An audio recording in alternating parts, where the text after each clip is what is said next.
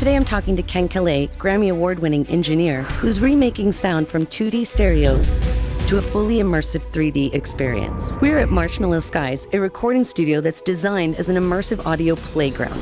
In the next few minutes, we'll talk with Ken Caillat about working with Joni Mitchell, Paul McCartney, and even an entire jazz album by David Becker, recorded specifically for immersive audio playback.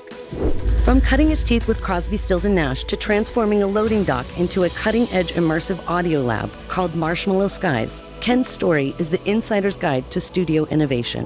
One of my passions is to have people come out and hear what Atmos is. It strikes your senses in a way that you can't really control. It's like when Atmos, you hear this sound, it's chilling.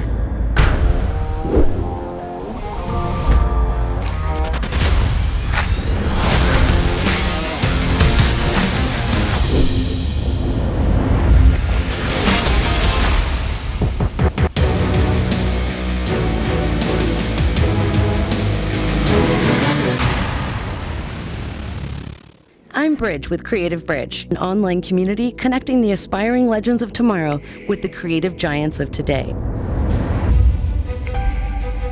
Obviously, everybody knows you for the work you did on the Fleetwood Mac projects, as well as your daughter Colby Caillat's projects. But can you tell us a little bit more, going back in the Wayback Machine, what got you into all this? What got you started? Well, I was pretty lucky. When I first moved to LA, I started working for Crosby, Stills and Nash at Wally Heider Studios. They put me as an assistant, and I worked for these great engineers, and I took notes, copious notes. And in 2.5 years, I got pretty good. So I started doing T-Rex was one of the first things I did. Okay. I worked with Paul McCartney. I did strings for him on Venus and Mars. I did Joni Mitchell's live album. Wow. Miles of Vials. So talk about bringing things full circle, right? Because you guys just did the Joni Mitchell album and won a Grammy, right? Is that what I heard? In fact, we mixed the one I recorded. Oh, wow. We just did Joni Mitchell's Court and Spark album, and which is one of my favorite albums. Same. That was amazing. Cool. And she's so talented. Yeah. She came up with all these harmonies and string arrangements and horn arrangements. And so this was actually built to help you facilitate getting those mixes done, right? Exactly. Okay. This is our immersive audio mixing room, and this is the reason why we're here. Ken and Klaus were working on a very exciting project for Warner Music to mix 5 of the Joni Mitchell albums in Dolby Atmos. This room was designed by our chief engineer, Klaus Trelby, along with Dolby engineers, and they come and calibrate it on a regular basis, so it has perfect sound.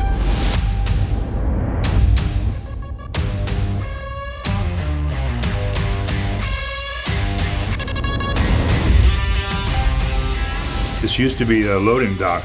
You would never know. So we built a room inside a room. Dolby, of course, had to come out and help us tune the rooms. The majority of our work that Ken and I do is for immersive music. We just did a full, complete live album, which has been my passion. Once you hear an immersive album that was done originally in stereo, we took our friend David Becker, great jazz guitarist. An amazing jazz guitarist, recorded an entire album here in immersive audio. We did some vocals and things, and so he built this whole immersive album in this room. Wow. And it was based on his theme from the planet. Wow. It's all simulation of planet-sized sounds. And totally immersive. One great thing, if you put it out, an immersive album, you're eligible for a nomination. You're eligible to be on the immersive audio playlist, and there's so few of those albums. Audio tracks used to be coming out of 2 speakers only. Right. And the engineers back then had to figure out how to make 16 tracks come out of 2 speakers. Right. And now we get to put 16 tracks out of 8 speakers. Ryan Ulate, he just did an immersive album and got a Grammy nod. This is our live room, and this room was built with world-class acoustician George Augsburger. He designed this room for perfect sound. There's multiple layers of insulation above this cloth ceiling. We use this for recording vocals, and we wanted to have this room so we could do Dolby Atmos and other immersive audio technology. We're doing 70% music, Okay. and then we do ADR, pickups. We did some recording for American Dad and some other ones. There's a lot of talent that lives out in this area. Yeah. So we're set up for both music and post. We have a production suite where visiting engineers and producers can come in and just plug in and do production for music, but we also use it for video editing, color correction.